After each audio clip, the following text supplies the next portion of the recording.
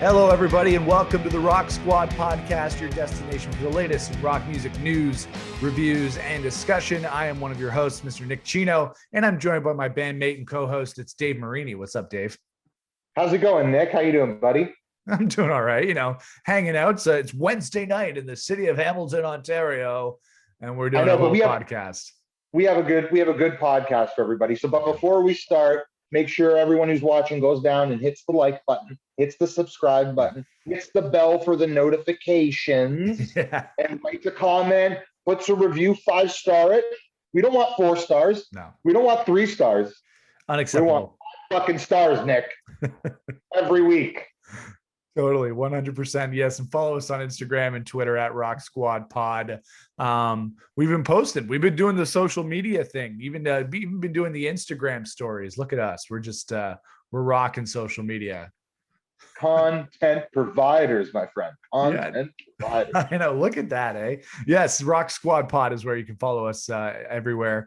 And we got some cool stuff coming up on the show tonight. Your headlining topic, we'll be talking about 9 Inch Nails. We got some opening act topics coming up as well, and we'll be ending off the show tonight with our tracks of the week. I should probably mention for the tracks of the week that we just launched a Spotify playlist that rounds up all of our track recommendations that we've been doing on the tracks of the week every week here on the show. Dave, we even added in the meatloaf from last week, a little Life is a Lemon. I know that was your recommendation. So we're rocking some meatloaf in the playlist. We're rocking some Foo Fighters. We're rocking all sorts of good stuff. So people should definitely check it out. Awesome.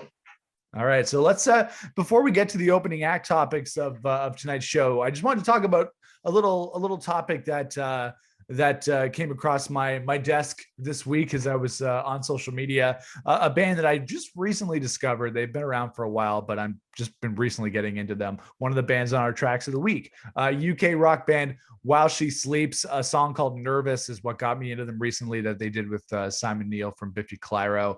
And what these guys have done, along with their new album, which is called Sleep Society, is that they've launched this new Patreon. And this kind of gets into stuff that we've talked about before on the show. They've launched this new Patreon called the Sleep Society, which is basically a place for fans of the band to go and pledge their support towards the band and their ongoing efforts. The band provides lots of different content as extras for fans to check out. So there's different tiers. It's Patreon. There's different tiers available and different things that you can get, like vocal lessons. You can get guitar lessons and drum tutorials. They're doing a little bit of a cooking segment. They're doing all sorts of things to provide content for their fans. And this actually has created, I don't know if it's controversy, but definitely a little bit of discussion from While She Sleeps fans, because me, whenever I read anything on the internet, if I see a band post anything, I have to hop into the comments, even though I know it's going to be absolutely horrible and that there's not going to be anything good in the comments. That's the first thing I'm going to do. And I saw some fans complaining a little bit about this whole thing, saying that if bands all did this kind of thing where they have a Patreon and charge a monthly fee for access to certain content, that it might be freezing out fans and maybe not be as valuable to fans as they would hope it would be. And this goes back to a conversation that we had a couple of weeks ago on the show. We talked about Spotify and how that whole payment method doesn't really work, the distribution of royalties and that kind of thing. So Dave, what do you think? Do you think fans have a point when they say to bands that maybe it's not reasonable to be asking for a monthly subscription? I think it all comes down to content, to be honest. Like, I think it's, we have this conversation all the time about what the industry is left for the musician, and like where the artist has an opportunity to make some extra cash or cash at all. And I don't know. I do think that at the beginning of more internet-based campaigns and stuff, we both had an issue with the kind of like the GoFundMe artists a little bit. Right. Like it came out at a time where the transition between major labels and major indie labels was still like pretty prevalent, and then it was like it felt like you were being asked to do something that wasn't. You were asking for people for money up front to basically like give me some money and I'll make you a record. Right. And we've never really followed that. Not at all. That formula at all. Like we've always, we can attest. We've been a bar band and we've been everything in between for 15 years, 20 years. So whenever we want to make a record, we play shows and make money and put that money into making the record for people. We never asked them to do it in the beginning. Now, that being said, that was at the beginning of this whole situation. Streaming was not a thing. All that garbage hadn't started yet. So nowadays, based There's on still a revenue stream somewhat back then. there was something. So like nowadays, I think that we have to, as artists, we have to come together and find, whether it's the Patreon or whether it's fans only, whatever I know fans only it was started as more of like an adult thing, but it seems now like it's turning into more like kind of what a Patreon is. Which is well, fine. if bands want to go on there, they can show their junk. That's a way to gain support and monthly. No, but I've seen some band campaigns now. Like they're actually like, instead of like just using the platform as opposed to the thing. So if you're in a band and you want to make a little money showing your feet to some guy in Norway, then that's cool too. But whatever it takes. Yeah, exactly. But we're in a weird spot, man. Like the revenue streams are few and far between nowadays for artists. There is still licensing and these things, but we know like it's hard to get licensing spots. It's hard to do all those things. It's hard to get on shows. You got to build your own thing. You got to build your own system. And if that means that you have a group of a couple hundred people that are willing to give you $5, $7, $10 a month to help push things along because they love and support you, by all means, I think that's how we're going to save the arts, to be honest with you. So I know there's some people that'll say, oh, you're going to leave some out, but let's be honest, it's 2021. There's going to be a video or something for free somewhere for you to enjoy. Right. You're not going to be completely cut out. But for those that do enjoy the band more or the artist more than the regular Joe, you can support them. And it's needed, man. Like we know, like what, we're like putting out a record costs thousands and thousands of dollars. And at any level, it doesn't matter if you're just, it doesn't matter. The worst of the worst is going to cost thousands and thousands of dollars. So, any little bit helps. I think that people should start adapting to this formula to help out the artists, because if we don't, and, you get a penny per song and there aren't clubs to play in and there aren't festivals to play at, this all goes away.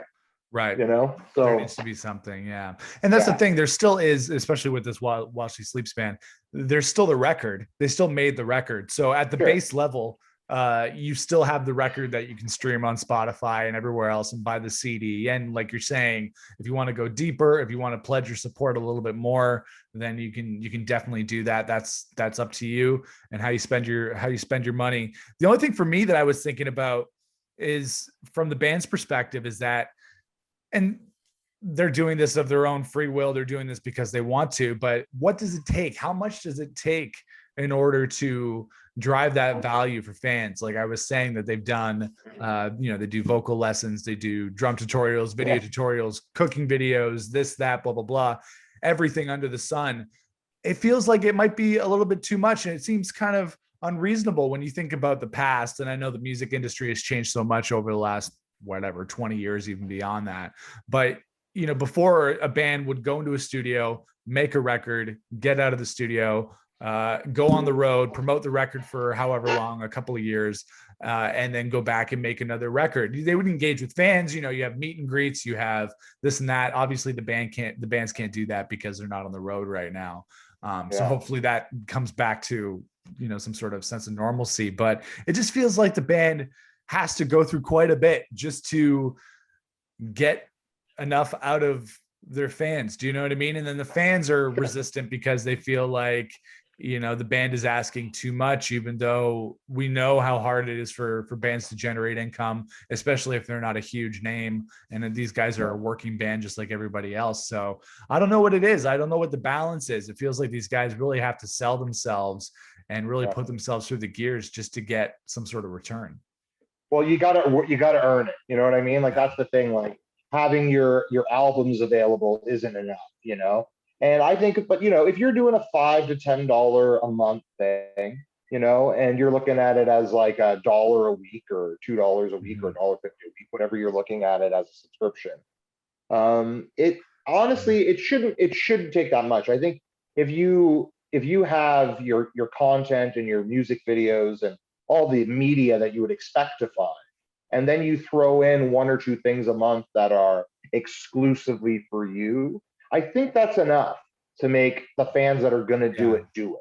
And I think that the fans that are going to him and haw about it are the same ones that don't care that Spotify is only paying, 0.004 cents per Right. They're stream. not going to buy the So record. They're just streaming it. And you're not to not say winning them streaming over is anyway. completely evil. Yeah, but you're not going to win them over anyways. You know what I mean? Like Right. they're not buying the VIP for your show. They're not Yeah. And they were buying the complaining that DVD. because if the band offers, advanced ticket sales through their Patreon, other fans are missing out on that. But that's not any different than any other pre-sale that happens when a band No, goes out and plays a show. it's You good have to the be a Spotify fan. pre-sale, the Ticketmaster pre-sale, and this pre-sale, Sure. and these pre-sale. There's always going to be a certain select amount of tickets that are going to be blocked off for the general Sure. public.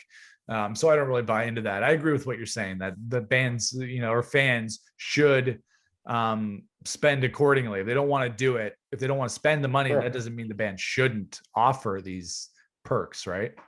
Sure. Yeah, and we're talking about such a small, like we're talking about, you get like, how many bands are we fans of, and we Yeah. don't subscribe to their Patreon. Yeah. Doesn't mean it's like the end of everything.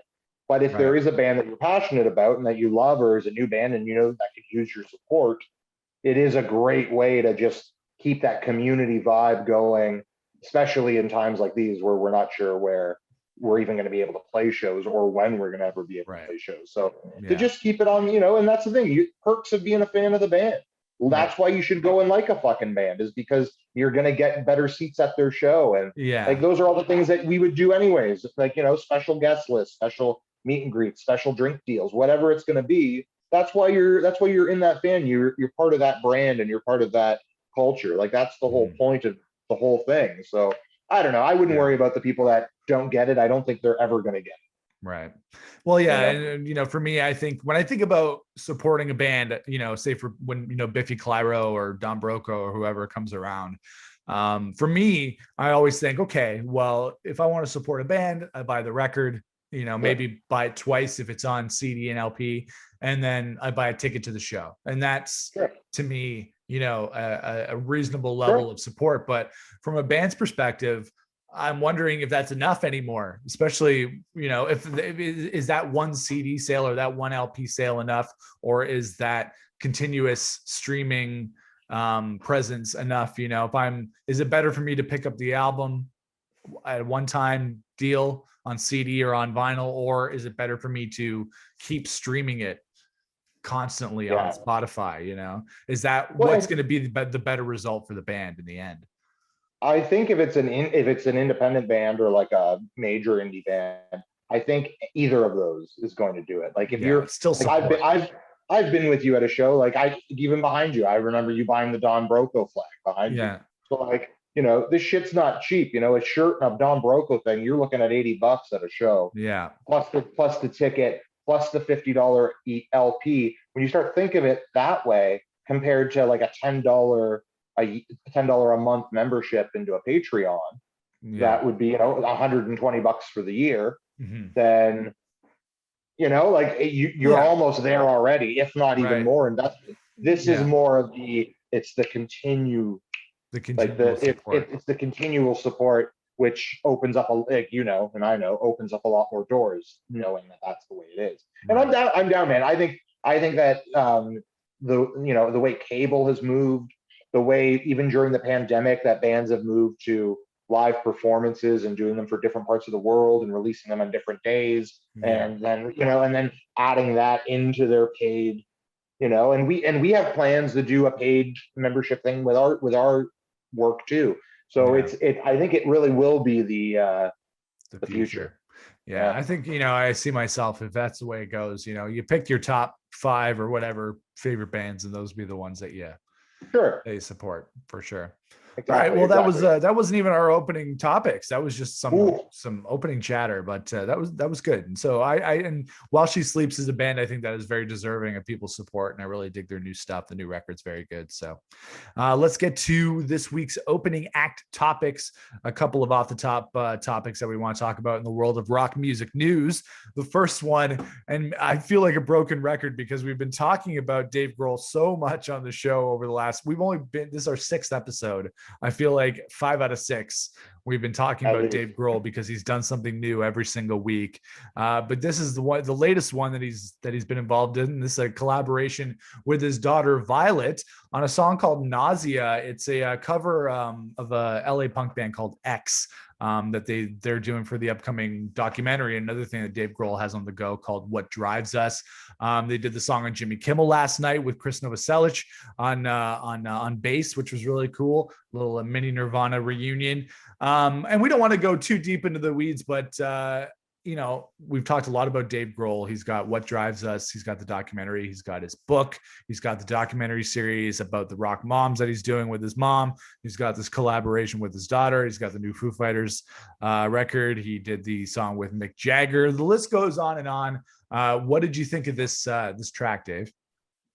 It's a cool tune. Like I don't know, like it's Dave overkill right now in the world of rock. I It think, does feel but like a little bit overkill. Yeah. it's a little bit much. You know what I really liked? Like the song's fine, and it's a good performance on Kimmel and stuff. But you know what I love? I love seeing Chris Novoselic uh, playing because the guy loves to play, Yeah. and he looks like he's having so much fun Yeah. every time he plays, and you don't see a lot of them. So when you Yeah. get to see him playing, it's like there's a shot in that Kimmel performance where it's like it's on Dave and his daughter and the band and back and forth, and then they just kind of shoot over, and Chris is playing bass, and he's just like he's just so bopping. happy. Yeah. He's just so happy, and you're like, oh man, like it's too bad we didn't see more of him earlier on in the evolution of everything Nirvana.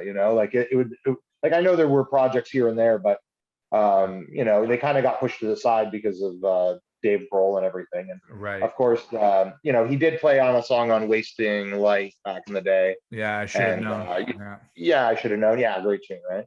And so he has done these little things here and there, but I just love that he's having so much fun. Like Yeah. that, everything that those guys have been through and stuff, that just playing a song, an old punk song that they all love, still gets them off. Like I'm down. I think it's great. I am a little overkill with Dave Grohl, but if it has Chris Novoselic smiling and having a good time playing bass, I'll watch it. Yeah, for sure. And Violet has a great voice. She's Sure. Oh obviously yeah. taken to being a musician pretty well herself.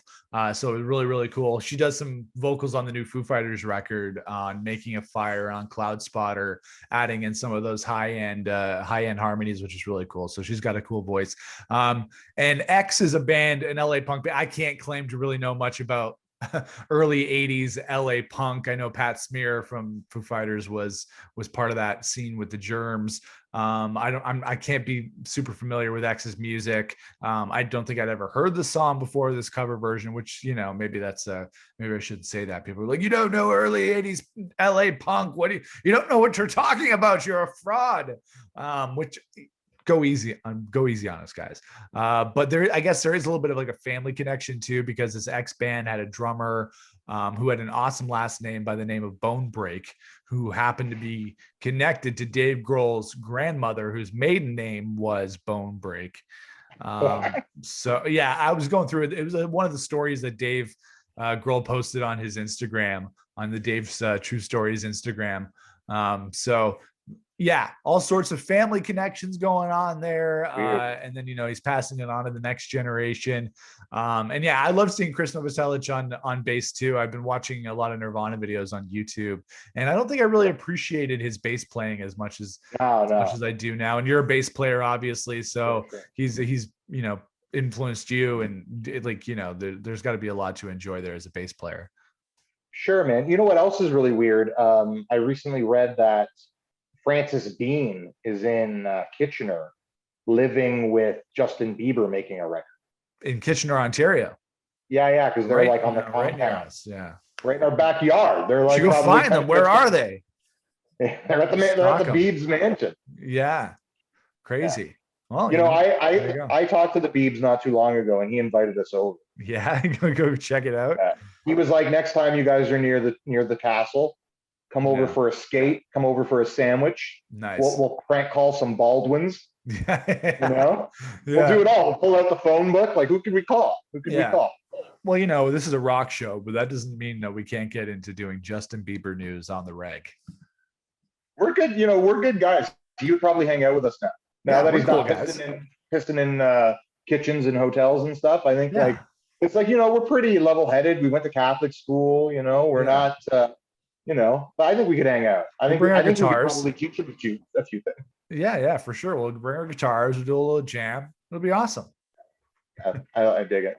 Put the word out. So yeah, thumbs up on the Dave Grohl and Violet Grohl collaboration on the cover of Nausea. So let us know what you thought of the song in the comments here on YouTube or wherever you're listening to the program. Let's get to our next opening act topic, and that is the Rock and Roll Hall of Fame Super Bowl exhibit.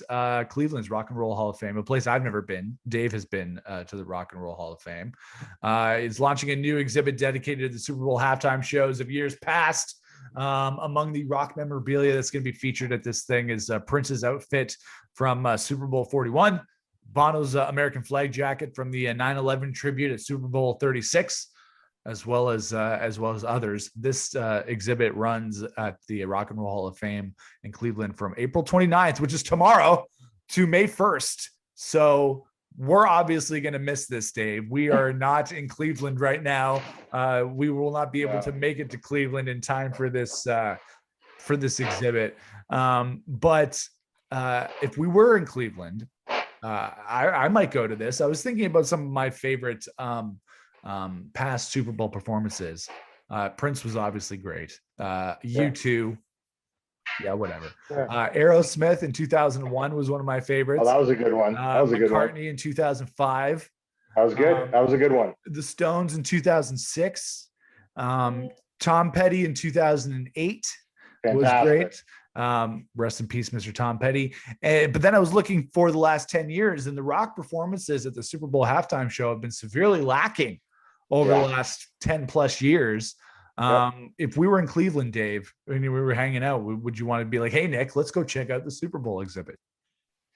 You know, other than the wardrobe malfunction with Janet Jackson, I don't really know what could be there that would, you know, I guess there's probably a Michael Jackson glove, and, you know, the Prince stuff would be good. But you know, I've been there a few times for a few exhibits, and they do a really good job. So I'm sure there's some interesting, like if you're just a music fan, to go and check it out. I'm sure they got some good stuff going on. I'm not really sure what they're gonna have, but other than like Michael Jackson and Prince guitar, and I don't even think he was Prince then. Wasn't it just the artist? No, I think he was back to being Prince. I think he was. Yeah, he was back to being Prince by then, I think. Yeah, I don't know, man. It's a cool place to go. There's definitely, like, you know, we're nerds, so we love just, you know, reading stupid signs on guitars, like this was his guitar. Oh my god, you know. Oh my god, you know, and so we like that shit. But like, I don't know how deep I would get in the Super Bowl room, like, right. You know, like, so I don't know. But I have been to some good ones. I went to the Bruce Springsteen exhibit when the Bruce Springsteen exhibit was there. Nice. And I went to the exhibit for Beatles when they reissued Help. Nice. So they had like a theater going with Help and like a ton of Beatles stuff. And, right. And they were both good. And I'm not a huge, and I know we're probably going to get hit with this one, I'm not a huge Springsteen fan.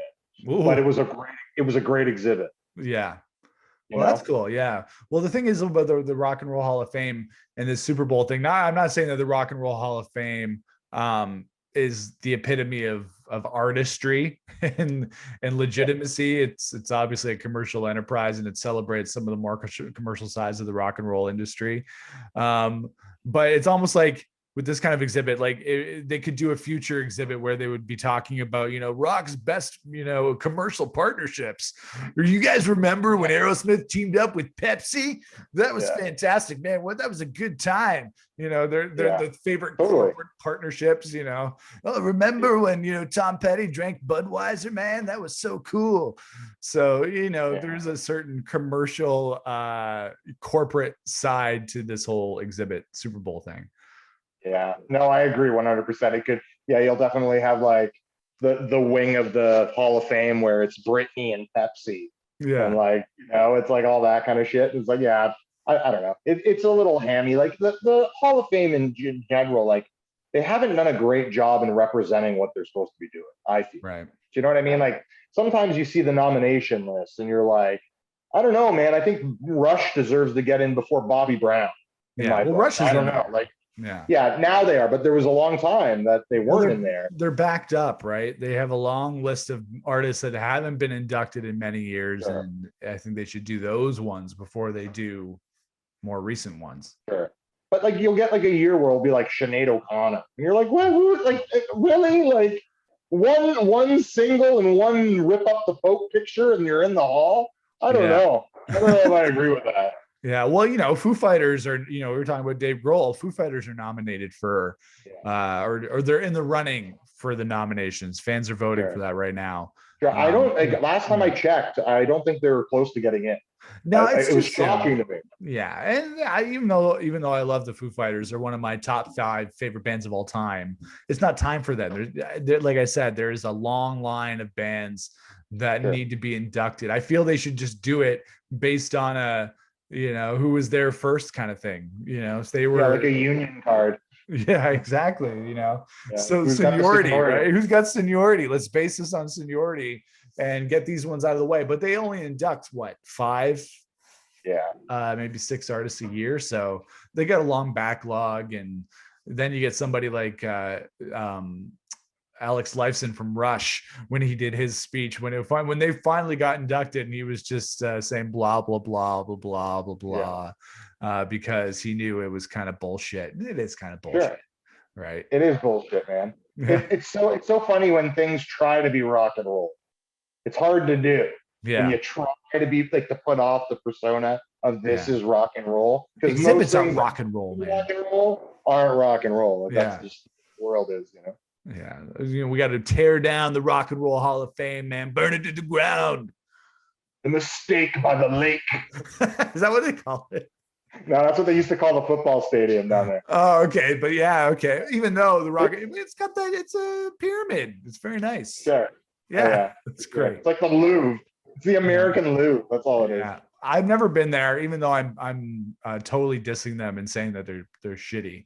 I still would love to go to the Rock and Roll Hall of Fame. It's definitely on the bucket list. Gonna have to do that eventually. Sure, I'll go with you. It'll be fun. All right, well, hey, we'll do a podcast from there. Live from the Rock and Roll Hall of Fame, it's Rock Squad. Oh, yeah, right by the Super Bowl exhibit. Can we even say Super Bowl? Because when I used to do the radio thing, you'd have to say the big game. Big game, yeah. Big game exhibit. I'm not sure how that works. I bet you if we said it enough, we'd get pulled. They would pull monetization of the show. But whatever. GPS, man. Find us. Location. All right, let's get to our last opening act topic for this week's show, and that is new rock releases coming out this week. There's some big ones. One of them being the new Royal Blood album, their 3rd studio record called Typhoons, and the other one by a band that I know Dave appreciates, Manchester Orchestra. They have a new album coming out called Million Masks of God. These are the big ones that are coming out this week. And I know Royal Blood has gotten a little bit of flack. We've heard 4 tracks from Typhoons before it came out, and I know they got a little bit of flack from fans saying, "Oh no, they've gone funky, they've gone dancey, they've gone pop." And for a lot of people, especially if you're somebody who leans more into heavy music or metal, anytime a band has a funky beat, they've immediately sold out and are not rock and roll anymore. But I have to say, I really do love the new Royal Blood, the 4 tracks that we've heard from the album so far.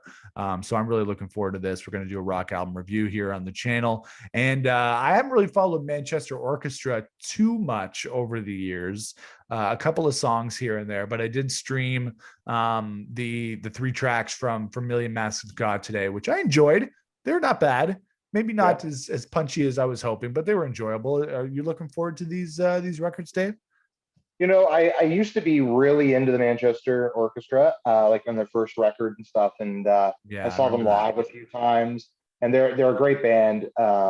They dozens and dozens of songs that are great songs. So yeah, I'm digging what they're doing still. It's maybe it's a little old, it's a little tired. It's been about like I think they've probably been a band for about 15 years now. Yeah, it's been a while. And they seem to shake it up enough to keep me interested.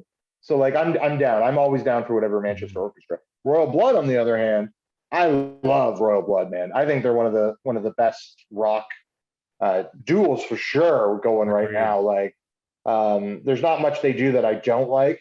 Every time they do something that somebody doesn't like, I seem to like it more. I'm sold. Take my $5 a month. Where's their Patreon? I would definitely pay for a Royal Blood Patreon. Right? Yeah, for sure. I'm really into it, man. I think that the new songs are sounding great, and the 3 other singles that they've released already. I don't give a fuck what anybody says. I like them. I like it. I don't care if they can stay funky. They could even go poppier, and I don't give a shit because you know what, guys? We still have 2 fantastic, hard-hitting records, and then they can. And the new stuff's hard hitting too. It's a little bit. I agree too. Yeah, and the melodies themselves are still pretty rocky, and the guitars are still there, the drums are still there. Even if you can shake your butt to it a little bit more, I don't think that's a bad thing. So yeah, I think I can see them doing, especially with like the first single. I think it had like a piano kind of thing going on. Yeah, and that's interesting because like the lead singer of that band is like a really classically trained pianist. And he just happens to play bass and sing. So it'll be interesting, kind of like a Matthew Bellamy kind of situation. Like I wonder what's going to come out now when they throw a keyboard up on stage and he's playing the bass. And so I think technically it's going to be something to watch. If you've ever seen them, you realize that he does play bass, but he has some sub pedals going and some other fun tricks to make his guitar or his bass sound like a guitar half the time, and that sound like a bass the other half of the time. It's fantastic. It's very interesting to watch, especially since there's only 2 of them. You never really get bored because you're like, how are they doing so much stuff at one time? Yeah. So yeah, if they throw in another element like a keyboard or like synths and stuff like that, I'm down. I think it's interesting. They're keeping it fresh for being a band that's 2 people. Like, I think they're doing everything they can, and it's working. Yeah, well, I was watching a little bit of their live video the other day on YouTube, and they did have some backup people that were doing some keyboard stuff, some backup vocals, some percussion stuff. I know maybe that might be sacrilege, especially the thing with when you're a band that starts out as a 2-piece. Anytime you try to expand beyond that, people tend to call you on that because you're a 2-piece. That's cheating. If you add any other instrumentation, when you think about the White Stripes, they stayed as a 2-piece for the majority of the time. Black Keys added extra instrumentation after a while. I think that's just the natural progression. Like when you're producing music, the more instruments you add, we know that when you're in the studio, you're going to add 1 million instruments. You're going to add all the bells and whistles to make it sound as good as possible. And then even though you're a 2-piece, when you go see a band live, you expect them to be able to replicate that sound. So you're knocking them for not being a 2-piece, but at the same time, you still want them to be able to replicate the sound that you hear on the record. So it's kind of, you're kind of stuck between a rock and a hard place. But I think Royal Blood have struck that balance. I think if they added in any other elements, they have the backup people doing that thing. But if they added in another guitar player, then maybe people might cry foul on them. Yeah, I agree, man. I don't know. I don't have a problem with like we get how it goes. I don't want anybody's creativity to be squashed, right? Because you don't have expectations. An extra hand. You don't have an extra hand playing a part or something. So if it means to bring a few people along for the ride, a good show's a good show, man. It means they know what's missing if they have somebody there, Yeah, they definitely need to fill it out. So we're looking forward to the new Royal Blood. I'll do a rock album review on the channel this week. I have a feeling I'm going to like it. I already like the 4 songs they've released, so I'm looking forward to hearing the rest. It should be cool. Sweet. All right, those are our opening act topics for this week on the Rock Squad podcast. Let us get to this week's headliner topic, and that is Nine Inch Nails working on new music after an Oscars win this past weekend. Trent Reznor and Atticus Ross won the Oscar for Best Original Score for Pixar's Soul. It's kind of hard to think about the guys from Nine Inch Nails doing the soundtrack to a Disney Pixar film, but somehow they made it work. And they said that even the day after they won an Oscar, they're not going to take a break. They're going to go right in the studio and start working on Nine Inch Nails music. Trent Reznor was saying that they tend to like to move between the two types of modes that they have as a band. They do the Nine Inch Nails stuff, the rocky industrial stuff, and then they move to orchestral stuff and doing soundtracks and composing that way. So me personally, I've fallen off the Nine Inch Nails train a little bit over the last 5 or 6 years. I was a huge fan of the soundtrack that they did for The Social Network. That's one of my favorite soundtracks ever, even though it's basically Nine Inch Nails. It sounds like Nine Inch Nails, and I haven't really dug in too much into their soundtracks from the last 5 or 6 years, because they've done quite a few after that. And I haven't really listened to a lot of Nine Inch Nails in the last little while, aside from I enjoyed the Hesitation Marks record in 2013, the Add Violence EP from 2017. Last year, they continued the Ghosts record project that they did, which is just instrumental stuff similar to the stuff they've composed for movies. But I still love Nine Inch Nails. When they finally do get around to releasing this new music, I'm totally going to be on board, because they're one of those bands that whenever they come back around, I always jump back on. Yeah, man. Didn't they win for The Social Network too? Maybe. I think so. I think they did. I think they did. I have to verify. Let me check here through the power of the internet. Those guys are they're amazing, man. They're great musicians. I remember one time I had a total built up of like what I thought Trent Reznor was in my head, just based on what I've seen of Nine Inch Nails. And then I saw an interview with him one time where he talked about when he started writing songs. Did they win it? Yeah, they did. Okay, cool. Yeah. So yeah, two-time Academy Award composers. So, I remember I saw this interview with him where he said that before there was Nine Inch Nails, when he was trying to get like someone to put money, like a record deal, that he made demos in like different genres.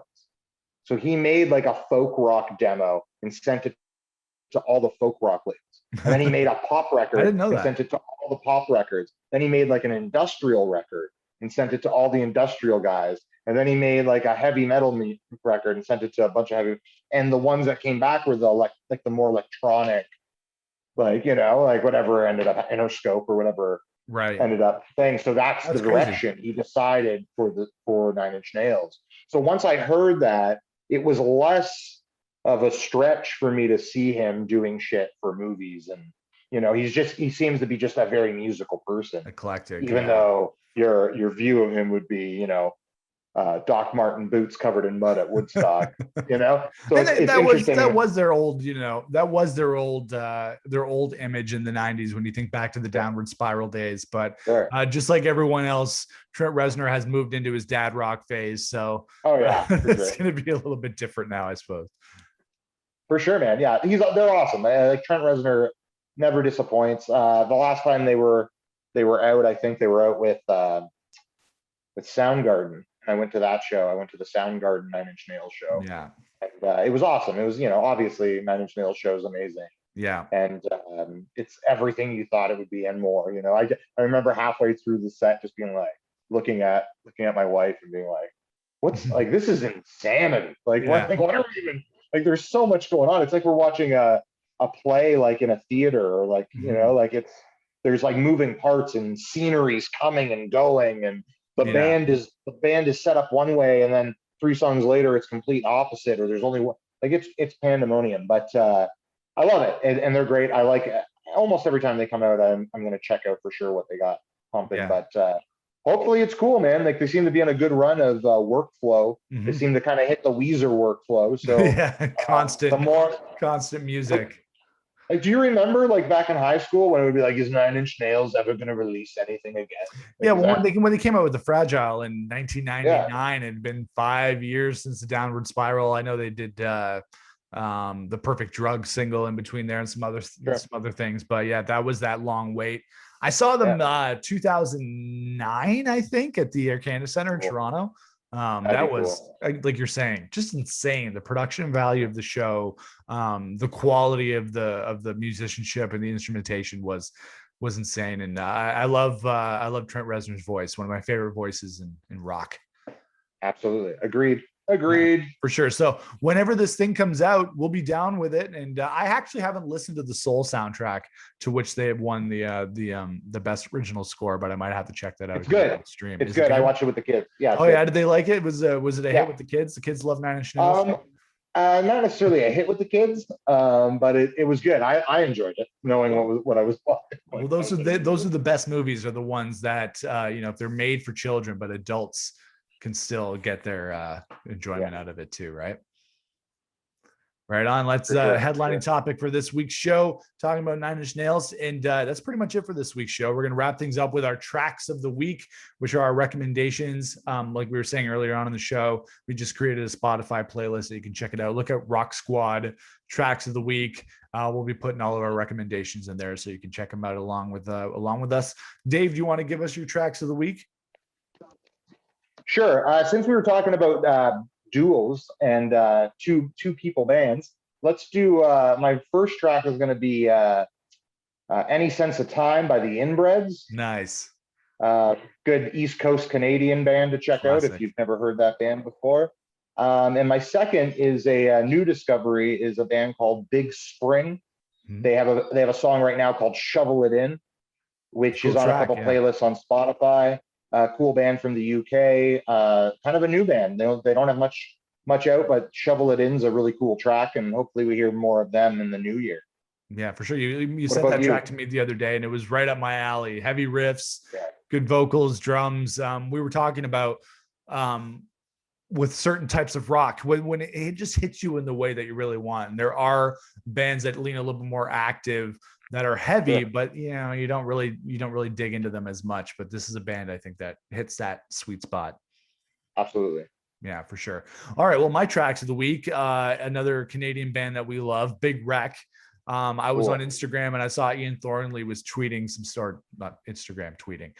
He was on Instagram taking a video of some new music that they were working on. It sounded fantastic. And it made me realize that I hadn't dug into their last record, But for the Sun, very much. So I took another listen to that, and I really liked the opening track off of that record, which is Voices. So really enjoyed that song from Big Wreck. Love Big Wreck, love Ian Thornley.